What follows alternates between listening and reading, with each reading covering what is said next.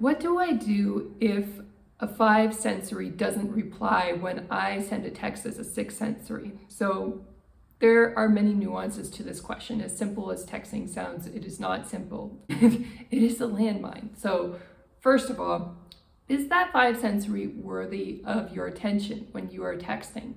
It's not necessarily wrong for you to text first. However, for 5 sensories to feel a connection with you as a 6 sensory, they need to do the majority of the investment. That means they need to do the majority of the initiation of texting and messaging and setting up times to meet.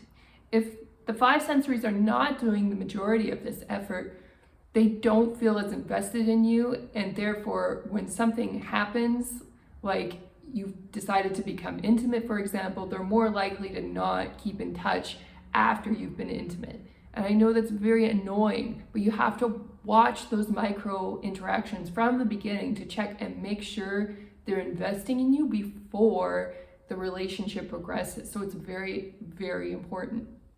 So if you've texted first and they didn't reply, just think about, is this 5 sensory really worthy of your attention? They have a choice and they have their needs when they see your text. They can decide, I'm going to reply right away because I'm a nice person. They could decide, I'm a little bit cheeky, I'll reply to them later, or they may not reply at all. And that might be kind of a naughty decision on their part. So you don't want to reward naughty behavior in the background. So if you've made the mistake already of texting first, just leave it and wait for them to reply and don't do it again. Make sure that they're the ones who are initiating and investing into that conversation rather than you stepping forward and doing it first as a 6 sensory. And then if they're responding correctly and they're enthusiastic and they're setting things up properly, then you can reward them with more of your time and attention. But even when you reward them with more time and attention, always be watching their reactions. If it becomes subtly negative or kind of neutral, even less than enthusiastic, then withdraw at that point and focus on your own needs and priorities. Because as 6 sensories, we're the ones with the gift. We're the ones bringing this beautiful energy and empathy to a 5 sensory who loves and adores that energy when they've earned it. But they don't love it so much if they haven't earned it. It comes across like we're mothering them or that we're trying to control them in some way if they haven't taken that time to invest into us as 6 sensories. And so we have to be really careful and monitor how these subtle interactions are going from the very beginning. That sets things up for a healthy relationship later on as it escalates and minimizes the chances that they're just going to disappear on us when they get what they want. And by the way, to avoid that happening, being very slow on intimacy is also a wise thing because there are more opportunities for them to invest in us and bond deeply.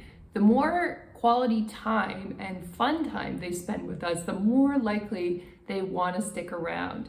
And the interesting thing about intimacy too is that we have to watch whenever we choose to engage in it, if that's before marriage or after marriage or whatever that timeline is for us. When we've engaged in it, we really have to watch our interactions at that point, our patterns of texting, our patterns of speech, how often are we reaching out? Are we radiating a vibration saying, please, please commit to me forever, or please, please spend time with me? If we're radiating that kind of insecure energy, that can be a problem, and we're most vulnerable to it after we've been intimate, regardless of whatever beliefs we have around intimacy. And even if we've had it after marriage, we might think we're secure. But in a day and age where divorce is more common, we're really not. Nobody really has true relationship security anymore.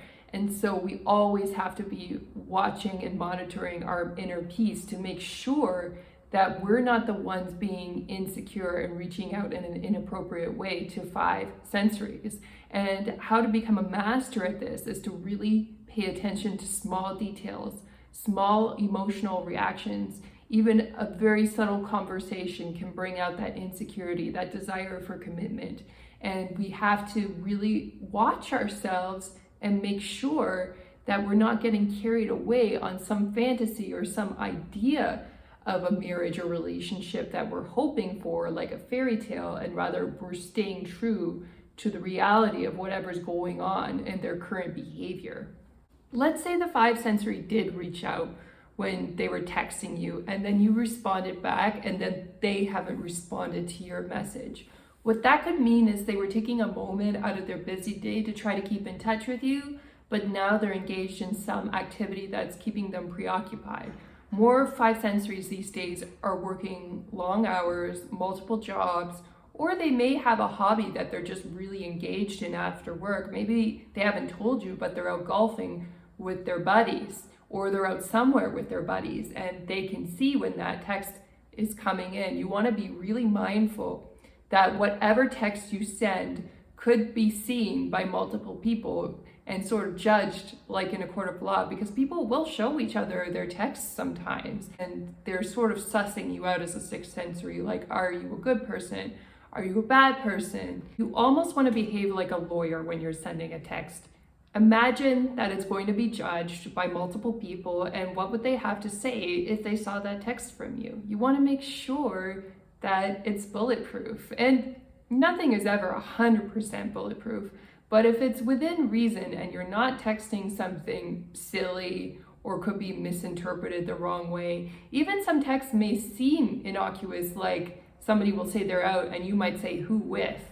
That might be like a small text, and yet it speaks volumes as to you are insecure and you're wondering where the five sensory is and who they're with and if they're going on another date. Be very, very careful and mindful of what you text. Even simple ones can get you in big trouble, and you just want to make sure that you're responding in a rational way that doesn't make you look insecure.